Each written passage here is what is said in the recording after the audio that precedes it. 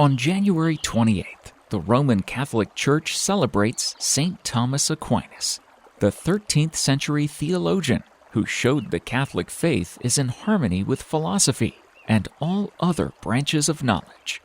The son of Landulf, Count of Aquino, Saint Thomas Aquinas was born circa 1225 in Rocca Secca, Italy, near Aquino, Terra di Lavoro, in the Kingdom of Sicily. His mother, Theodora, was a Countess of Teano. Thomas's family members were descendants of Emperors Frederick I and Henry VI. Before Saint Thomas Aquinas was born, a holy hermit shared a prediction with his mother, foretelling that her son would enter the order of friars preachers, become a great learner, and achieve unequaled sanctity. Thomas had 8 siblings, and he was the youngest child. Following the tradition of the period, Saint Thomas Aquinas was sent to the Abbey of Monte Cassino to train among Benedictine monks when he was just 5 years old.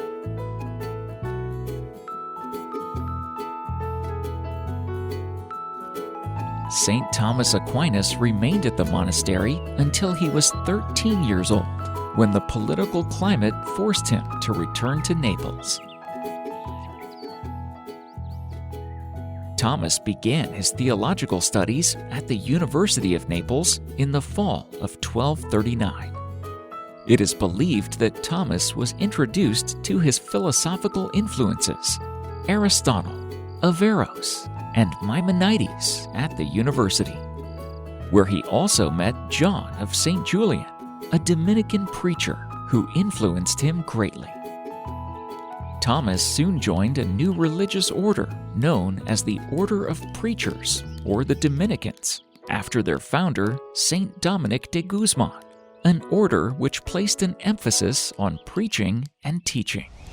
Thomas's parents were none too pleased with his decision to join this new evangelical movement.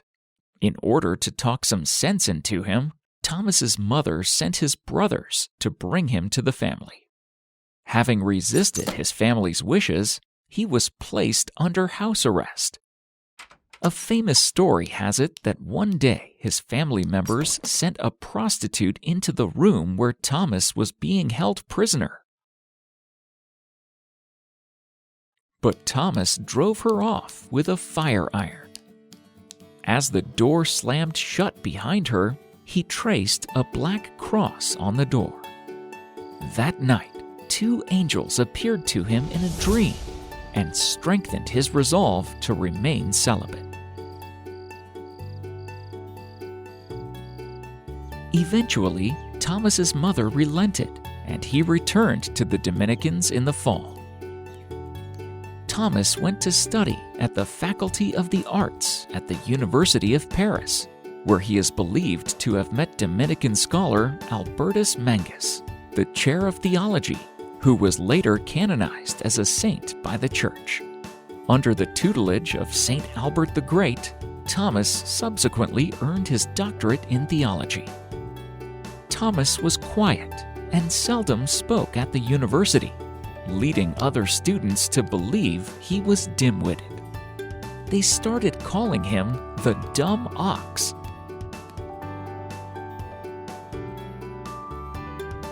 After reading Thomas's thesis and thinking it was brilliant, his professor, Saint Albert the Great, proclaimed, "We call this young man a dumb ox, but his bellowing in doctrine will one day resound throughout the world."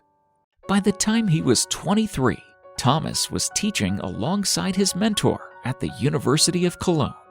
After completing his education, Saint Thomas Aquinas devoted himself to a life of traveling, writing, teaching, public speaking, and preaching. Around the middle of the century, Thomas was ordained to the priesthood, in which he showed great reverence for the liturgy and skill as a homilist. Religious institutions and universities alike yearned to benefit from the wisdom of the Christian apostle. Combining traditional principles of theology with modern philosophic thought, Thomas's treatise touched upon the questions and struggles of medieval intellectuals, church authorities, and everyday people alike. Thomas believed that people could have both faith and reason, and said that both kinds of knowledge came from God, so it was all right to have both. This theory is called scholasticism, and his work popularized this theory. He believed that people could prove that God existed in 5 ways, including understanding that cause and effect was all under God's control. All movement in the world came from God, and that human intelligence was a gift from God. He also believed that God was all-powerful, and that people could earn admission into heaven by abiding to moral and government laws. He had lots of followers and people who agreed with him, so he was very influential, both while he was alive and for centuries after his death. Thomas continued to teach and write till 1272, and it was during this time that he wrote his most famous works, Summa Theologica and De Virtutibus and De Aeternitate Mundi. He later established the university in Naples and took the regent master post.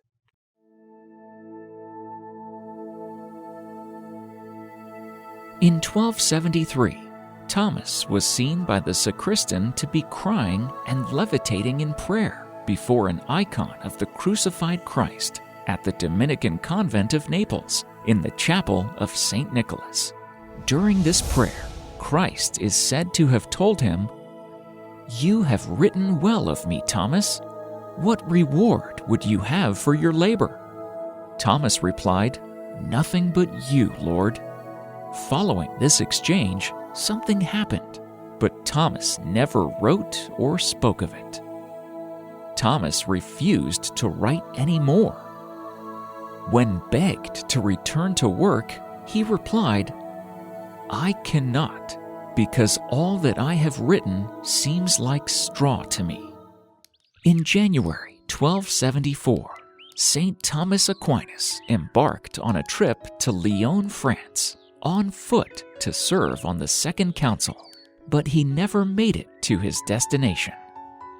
Along the way, he fell ill at the Cistercian monastery of Fossa Nova, Italy.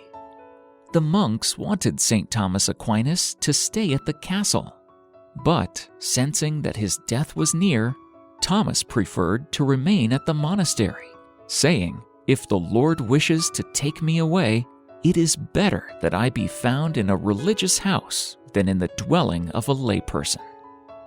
Often called the universal teacher, Saint Thomas Aquinas died at the monastery of Fossa Nova on March 7th, 1274.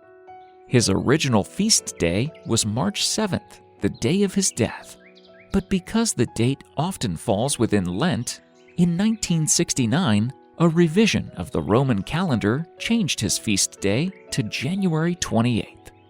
St. Thomas's comments and philosophical writings are still debated today, and his aesthetic theories, such as the concept of claritas, deeply influenced the literary writings of James Joyce and Italian semiotician Umberto Eco. St. Thomas is often depicted with an open book or writing with a quill.